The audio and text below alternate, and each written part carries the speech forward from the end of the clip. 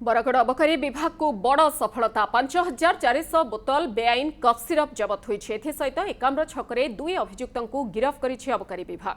गोटे बाइक सह max pickup van एवं दुईटी मोबाइल जबत होइछे। अभियुक्त दुई जण हेले बरगढ़ आशीष अग्रवाल एवं जमीदार बाग। एने अबकारी विभाग पक्षरु सूचना दिया जाइछे।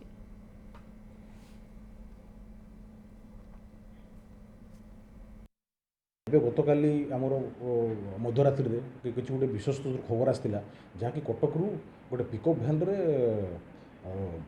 बहु परिमाण कपसिर बरगढ़ में अनलोड हबार किसी गोटे खबर आसाला।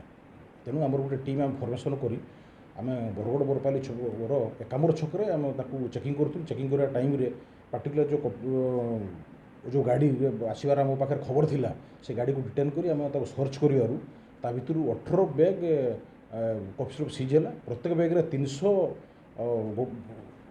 पीस लेखाएं कफ सिरप बटल थिला। टोटाल आम 5400 बोतल एवं बर्तमान आम सीज करूँ। 5400 बोतल सहित आम बर्तमान गोटे पिकअप सीज करूँ। सब कफ सिरप चालाण जो आम एपर्यंत 2 जन को गिरफ्त करूँ। अन्य मान गिरफ्त कर प्रोसेस बर्तमान चालू रही।